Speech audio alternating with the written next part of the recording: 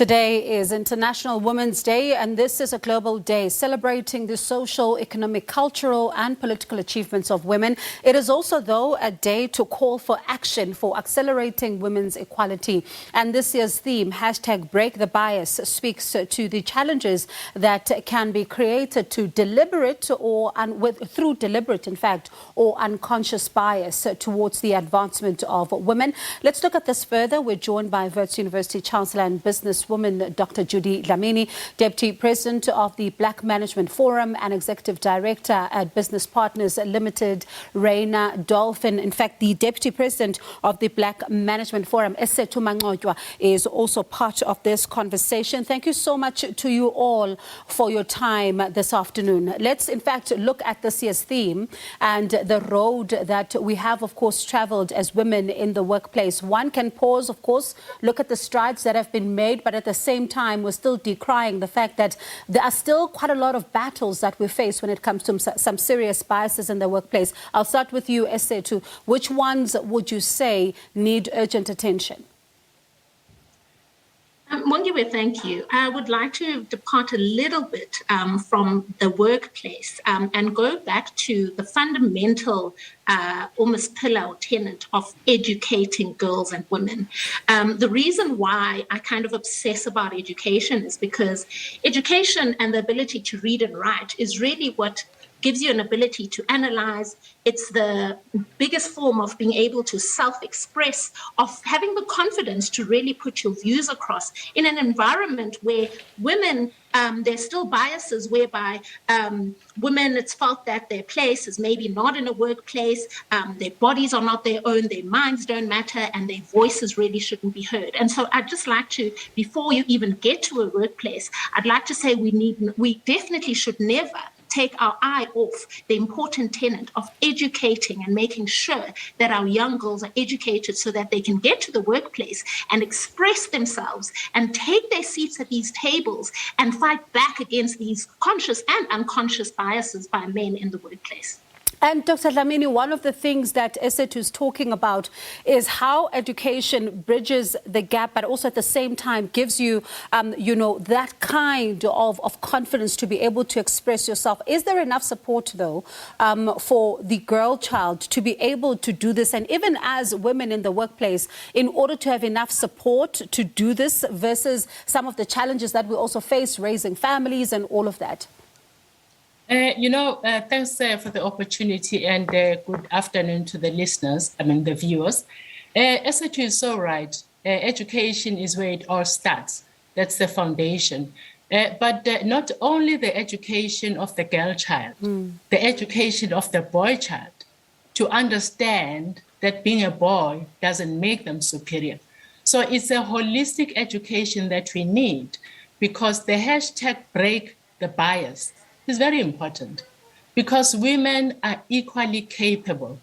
It's only the bias that makes people prejudiced against them. If you just look at universities globally, and Wits is no different, when it comes to girls, undergraduate, the majority graduates and students are women.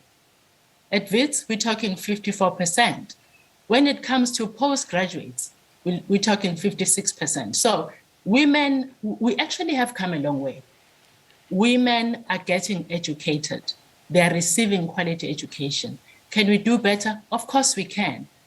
But more importantly, in my view, we need the bias to be broken, because when it comes to promotion of women, it's one thing to have these students represented at universities, but they need to see senior academics, heads of departments, VCs, and so forth, looking like them, for them to aspire to do that. And also just to feel they belong in the space. Because when people that are in charge look like you, then you feel like, this is home, I belong here. But when people that look like you are more sweepers and more junior, and people that are different are in positions of power, it affects you mentally. And we don't actually appreciate just how much that can have an impact when you see someone who looks like you being in charge and aspiring to be that person. And as, of course, so we are having this conversation tonight, we're also monitoring that particular event taking place in the UN around, International Women's Day. I'll come to you, Rayna. One of the things that is clear is that, having balanced or even greater numbers of women, though, in an organization is not enough when it comes to changing some of the biases that continue to plague women, even at this particular moment. How do you leaders like yourselves ensure that there's gender equality at work? Can I go first? Sorry. Sorry, Dr. Dlamini, please go ahead. After you haven't said anything, it's fine. Fantastic. I think we all the women here, Esethu, myself and Dr. Dlamini, have taken leadership positions in the various organizations. And one of the ways that we really have to address the bias and break the bias, I think, is really around acknowledging and getting also acknowledging instances when we do experience bias, standing up and really supporting each other, not just as women, but also encouraging. We've got to get allies, and men also have to be our allies in various facets of our society, not just only in academia, as well as in the workplace and in the boardroom. And it's also really about getting men to be our allies, and also they have to stand up. When you do see instances of prejudice or gender prejudice and any of these events taking place, it's also for them to stand up when it's taking place and stand by us and also defend it. So it's various assets and ways of it's not just women also supporting women, but we also need men to support us in various parts and facets of our society. And Esethu, it is very critical, to have these allies, because should you find yourself in a place where there is not even an ally that you have, or there's a lack thereof of these allies, it may lead to some of these professionals, especially women, feeling isolated. And it's easy then for you not to even have a voice, like you were alluding to a little earlier on, without having somebody to hold your hand. Indeed, Bongiwe, but I think it starts with being in a workplace context, very intentional about getting women into the workplace. So we're sometimes afraid when we advertise senior positions to say, we want a black female. And that's exactly what we need to do. So when recruitment agencies give us a list of candidates, if there are males on the list, we have to have the courage to say, but I asked for a black female. And then once you get that black female into the organization, I'm in a very male-dominated environment, but because the people around me, and indeed the chairperson who actually recruited me and was specific about a black female, he is an ally to me, and so is the rest of the team. And so I have a way of fitting in, and they are allowing me to find my space, and they are allowing, they're learning from me as well, because what happens with a lot of males in a boardroom, which has been the historical case, is that there becomes a case of group think, where they don't even question each other anymore. Everything is just accepted as the way it has always been. And the males in my particular company, I will commend them for allowing me to come in and bring a different perspective, and for them to genuinely take that on board and not have the scenario. Sometimes you find this, and I think a lot of women can attest to this, where you're speaking and people are not really listening to you. They're just waiting for the next man to come in after you, or to validate or to say the same thing that you've said, but then they start nodding their heads. So men also, it's not enough to bring us into these boardrooms. Someone once made an example and said, if you lay this kitchen table, you put the forks, you put the knives, you decide what the meal is, you decide what the structure is, and then you just simply invite me over to lunch. Actually, that's still your environment. The environment itself has to start to adapt to make women comfortable in those environments. People speak about women dropping out, literally like the case of dropping out of school. Women drop out of workplaces, particularly the higher they go, because the more uncomfortable and unwelcoming that it becomes. So those allies need to make sure that they not only get you there, but that they make sure that the structure of corporate South Africa is a comfortable and welcoming place for women, and they need to learn what does that actually mean.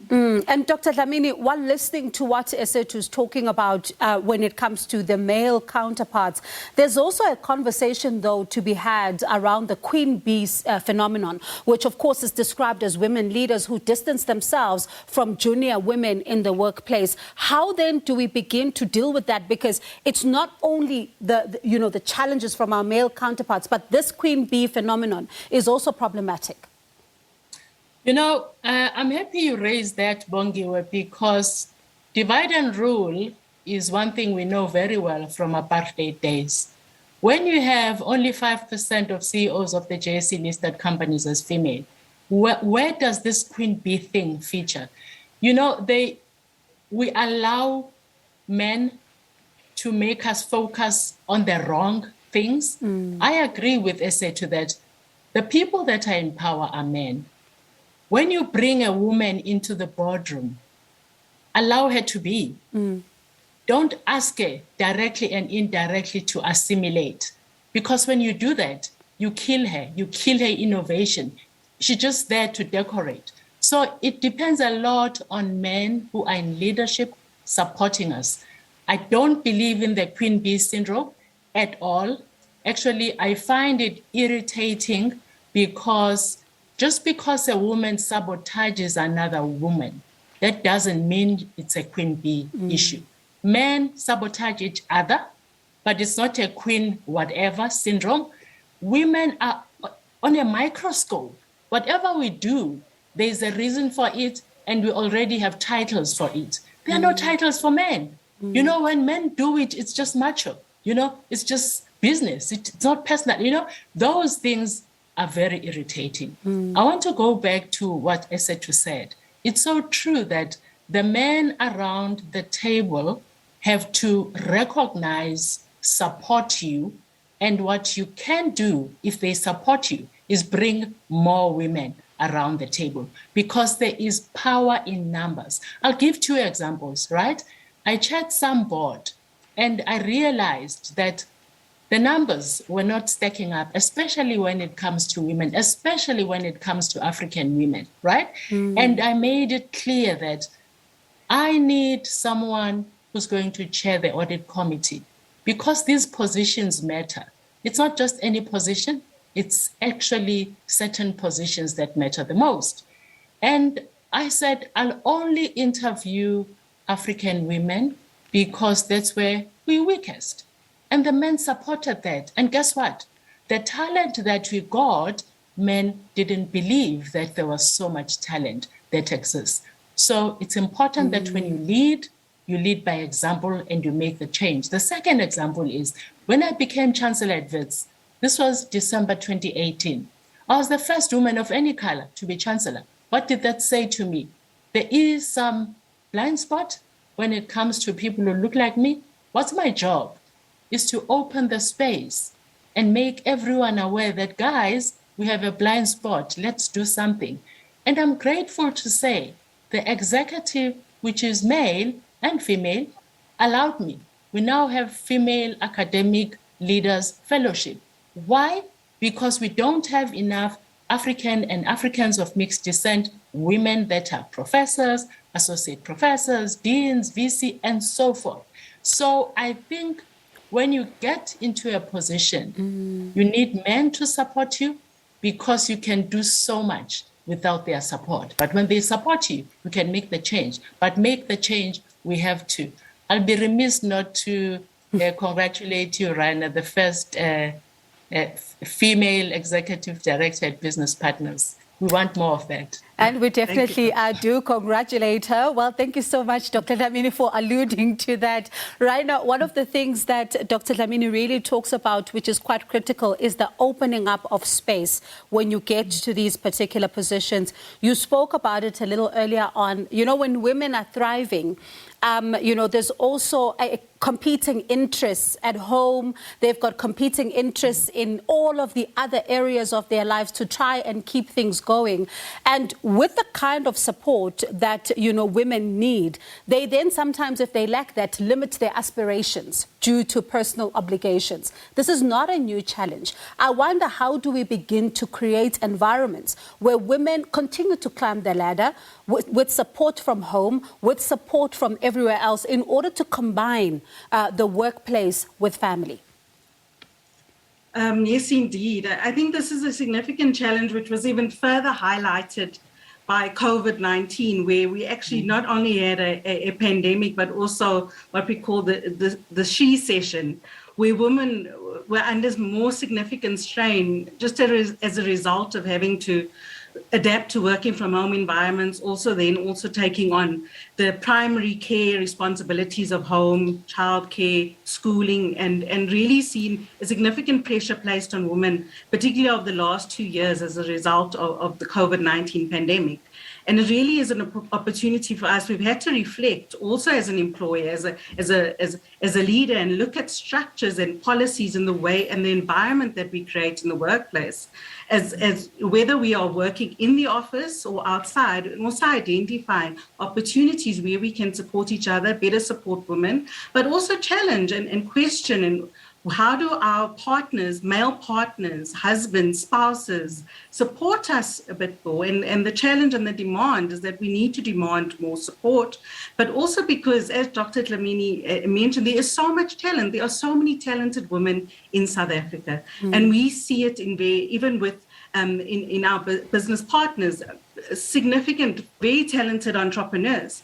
And we are really focused around funding and looking at how we can enhance funding to women and female-led businesses and women entrepreneurs, because they experience significant challenges in access to funding. And that bias, conscious or unconscious, really is SMEs and women-led SMEs really face significant challenges in even getting access to funding, even being taken seriously enough to get a meeting with a funder, or their application being taken seriously. And that's where we've got to really challenge it. And business partners, we've really taken up that challenge to say, how do we look at opportunities and ways and means to enhance and improve and enhance the number of women and female entrepreneurs that we have in this country, because there is so much talent out there. And women are not only better payers, they also, their success rate in businesses, women-led businesses are less likely to fail as well. So from a lender or provider or funder, women are a lot lower risk than men are. And it just baffles me that why don't we have more funding for women? All right.